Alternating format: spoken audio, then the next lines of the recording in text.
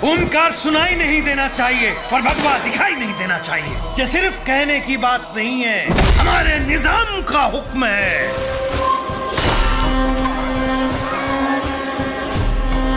अब हमसे क्या गलती हो गई सरकार? तू हिंदू पैदा हुआ, यही तेरी गलती है। इस्लाम कबूल कर ले, जिंदगी जन्नत हो जाएगी। लेकिन हमारा धर्म। क्या रे तेरा धर्म? क्या रे तेरा धर्म? मंत्रों को छोड़ के कलमा पड़ेगा तो तेरी इज्जत बढ़ेगी इंशाअल्लाह।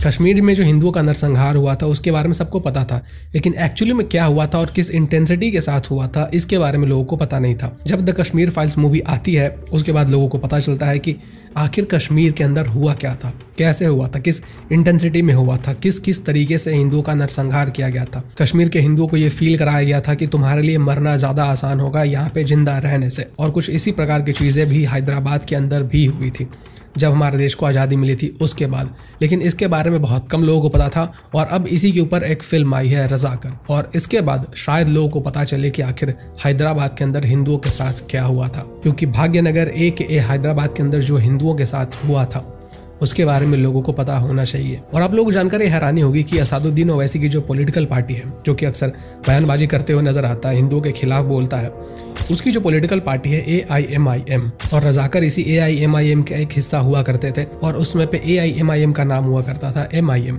तो इस मूवी के ऊपर आज हम बात करेंगे और मैं आपको बताऊंगा कि आखिर हैदराबाद के अंदर जो रजाकर थे उन्होंने क्या किया था हिंदुओं के साथ, और हमारे देश के अंदर ही एक और देश बनाने की कोशिश की जा रही थी, और वो जो नया कंट्री बनने वाला था वो एक इस्लामिक कंट्री होता।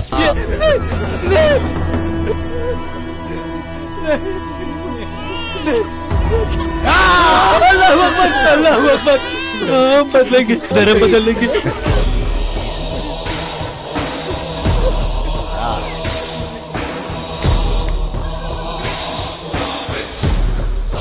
पहनने का आदत डाल दो। कल तक ये गांव इस्लाम में बदल जाना चाहिए। हर घर से अल्लाह अकबर की आवाज आनी चाहिए।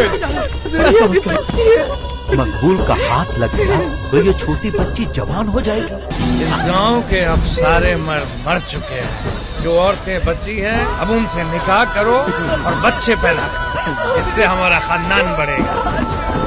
ऐश करो और हमारी तादाद को बढ़ाओ। जाओ। तो ये जो मूवी है रजाकर, ये आज ही रिलीज हुई है हिंदी और मराठी में, और आज मैं अभी देख कर ही आ रहा हूँ इस मूवी को। जब हमारा देश आज़ाद हुआ तो हमारा देश बहुत सारे अलग अलग प्रिंसली स्टेट में डिवाइडेड था। करीबन 562 प्रिंसली स्टेट हमारे भारत देश के अंदर थे। अब ये जो 562 प्रिंसली स्टेट थे, इनमें से 559 प्रिंसली स्टेट ने इंडिया से हाथ मिला लिया और हम सब ने एक देश का फॉर्मेशन किया। लेकिन इसमें से जो 3 प्रिंसली स्टेट थे, जिसमें कि एक कश्मीर था, एक जूनागढ़ था, और जो तीसरा था वो था हैदराबाद, तो इन दिनों ने शुरुआत में मना किया था, लेकिन बाद में कश्मीर और जूनागढ़ दोनों मिल जाते हैं भारत के अंदर, और जो हैदराबाद होता है वो मिलने से इनकार कर देता है। क्योंकि हैदराबाद के अंदर जो निज़ाम रूल उस समय पे चल रहा था, इनका ये कहना था कि हम भारत में नहीं मिलेंगे और हम अपना रूल कायम करेंगे, और हमारा ये जो रीजन है हैदराबाद का, इसको हम लोग एक इस्लामिक राष्ट्र बनाएंगे। अब इनकी ये प्लानिंग थी कि हम लोग हैदराबाद को इस्लामिक राष्ट्र बनाएंगे और इसके लिए हम लोग पाकिस्तान की भी हेल्प लेंगे। अब इस्लामिक राष्ट्र बनाने के लिए इनके पास एक पैरामिलिट्री फोर्स था, एक पॉलिटिकल ऑर्गेनाइजेशन था, और ये जो पॉलिटिकल ऑर्गेनाइजेशन था यही था MIM, जो कि आगे चलकर AIMIM बनता है, क्योंकि असदुद्दीन ओवैसी की पॉलिटिकल पार्टी है। और इसी का एक पार्ट हुआ करता था रजाकर। रजाकर एक पैरामिलिट्री फोर्स था जिसको कि MIM कंट्रोल करती थी, और ये जो रजाकर थे इनका मेन काम होता था कि जो लोग इस्लामिक राष्ट्र बनने में रोड़ा बन रहे हैं उनको मार दो या फिर उनको मना लो।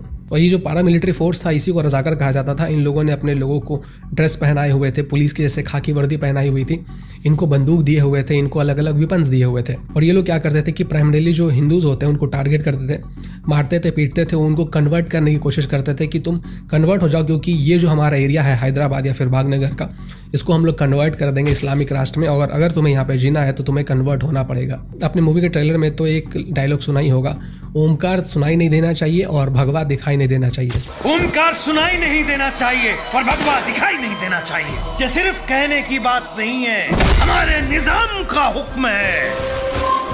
मतलब किसी भी तरीके से पूरी कोशिश की जा रही थी कि जो हिंदुओं का पॉपुलेशन है उसको ख़त्म कर दिया जाए और ये जो पूरा एरिया है इसको एक इस्लामिक कंट्री बना दिया जाए।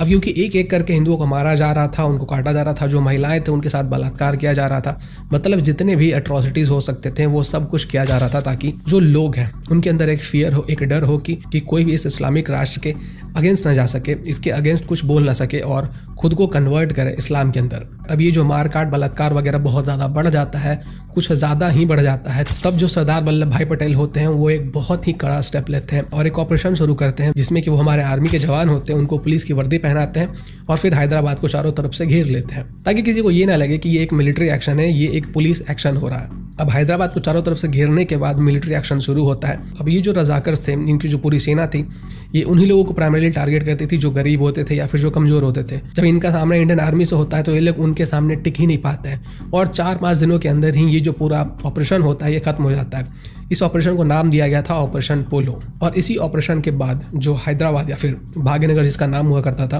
तो ये हैदराबाद भी हमारे देश के अंदर जुड़ जाता है। और ये जो रजाकर मूवी है ये इसी के ऊपर बेस्ड है कि किस तरीके से ये जो रजाकर्स थे, इन्होंने अपना मिलिट्री बनाया हुआ था, इन्होंने हिंदुओं के ऊपर एट्रोसिटीज़ किए, मारकाट मचाया, बलात्कार किया, लोगों को कन्वर्ट किया, जो हो सकता था वो इन्होंने किया। अब ये जो रजाकर एट्रोसिटीज़ कर रहे थे इनको बहुत रेजिस्टेंस मिला था कुछ हिंदू गाँव से। कुछ ऐसे हिंदू गाँव थे जहाँ से कि बहुत सारे हिंदू युवा सामने आते हैं और इन रजाकर्स को मुंह तोड़ जवाब देते हैं, जैसे कि वीरा भैरप्पन पल्ली, पेरू मंडला संकेसा। और ये जो रजाकर ने एट्रोसिटीज़ किए थे, इन एट्रोसिटीज़ से कुछ लोग बच भी गए थे जैसे कि एन मलैया और चिट्टी कोमलू। तो इन लोगों ने बाद में अपने एक्सपीरियंसेस शेयर किए, बताया कि आखिर रजाकर ने क्या किया था और फिर ये जो इन्फॉर्मेशन है वो लोगों तक पहुंचा। इस मूवी के अंदर इन लोगों के बारे में भी बताया गया है और उन विलेजेस के बारे में भी बताया गया जहाँ से बहुत सारे हिंदू योद्धा सामने आए थे और फिर बाद में जो हमारे मिलिट्री होती है वो इनको 72 हुरों तक पहुंचा देती है। अब ये जो हिंदुओं का नरसंहार हुआ था भाग्यनगर या फिर हैदराबाद के अंदर, तो इसके ऊपर एक मूवी आनी बहुत ज़रूरी थी क्योंकि जिस तरीके से कश्मीर फाइल्स आने के बाद लोगों को एक्चुअली में पता चला कि आखिर एक्चुअली में कश्मीर के अंदर क्या हुआ था, वैसे ही लोगों को अब पता चले कि आखिर भाग्यनगर या फिर हैदराबाद के अंदर हिंदुओं के साथ क्या हुआ था। और इसको लोग सालों सालों तक याद रखेंगे और इसको भूलेंगे नहीं, क्योंकि जो अपने इतिहास से नहीं सीखता है वो इतिहास में ही कहीं ना कहीं गुम हो जाता है। इस मूवी के माध्यम से लोगों को ये बताना बहुत ज़रूरी है कि हमारे इतिहास में ऐसी भी चीज़ें हो चुकी हैं जिनको मिटाने की पूरी कोशिश की गई, लेकिन लोग मिटा नहीं पाए क्योंकि समय समय पर लोग इसको याद दिलाते रहे। इस मूवी के अंदर जो आपको कैरेक्टर्स मिलेंगे वो बहुत बोल्ड मिलेंगे, जो डायलॉग्स मिलेंगे वो भी बहुत बोल्ड मिलेंगे और जिस तरीके से मूवी का प्रोडक्शन किया गया है, मूवी के अंदर जो छोटी छोटे डिटेल्स होते हैं उसके ऊपर भी ध्यान दिया गया है। मतलब एक हाई क्वालिटी प्रोडक्शन किया गया है। इस मूवी की अगर हम म्यूजिक की बात करें तो इस मूवी में अलग अलग सॉन्ग्स बनाए गए हैं जो कि इस मूवी का जो थीम है उस पर पूरा सूट करता है, जैसा कि कैलाश खेर का जिंदा है तू ट्रैक, चलो रे साथी ट्रैक बाय शंकर महादेवन। तो ये जो म्यूजिक है ये बहुत इंपॉर्टेंट चीज़ें ऐड करता है मूवी के अंदर। इस मूवी को देखने के बाद आपको बहुत पैट्रियोटिक फीलिंग आएगा, अपने देश के लिए कुछ करने की चाहत आएगी और साथ में आपको ये भी समझ में आएगा कि हमारे देश के अंदर ऐसे भी लोग थे जो हमारे देश को एक अलग डायरेक्शन में ले जाना चाहते थे, लोगों को मार काट करके, उनको कन्वर्ट करके। इस मूवी के माध्यम से लोगों तक ये इन्फॉर्मेशन पहुंचाना है कि भाग्यनगर या फिर हैदराबाद के अंदर जो कुछ भी हुआ उसको हमें भूलना नहीं है और पीढ़ी दर पीढ़ी लोगों तक इन्फॉर्मेशन पहुंचाना है। तो मैं आपसे यही रिक्वेस्ट करूंगा कि आप अपने नियरेस्ट थिएटर में जाइए, अपने फैमिली मेंबर्स के साथ जाइए, अपने फ्रेंड्स के साथ जाइए और ये मूवी खुद भी देखिए और उनको भी दिखाइए। तो ऐसे टॉपिक के ऊपर बहुत कम फिल्में बनती हैं और अगर हम ऐसे फिल्मों को सपोर्ट करते हैं तो ऐसी फिल्में और भी बनेंगी फ्यूचर में। आपने तो देखा ही है कि बॉलीवुड का क्या हाल है, किस तरीके से प्रोपेगेंडा फैलाया जाता है मूवीज़ के जरिए, लेकिन ऐसी फिल्मों को अगर हम सपोर्ट करेंगे तो ऐसे फिल्में और बनेंगे। कश्मीर फाइल्स हो गई, द केरला स्टोरी हो गई, रजाकर हो गया, तो ऐसे फिल्में और बनेंगी और एक करते ये बढ़ती ही जाएंगी। तो ऐसे फिल्मों को सपोर्ट करके हम अपना योगदान दे सकते हैं सोसाइटी के लिए, हमारे जो सनातन धर्म है उसके लिए। नमस्कार।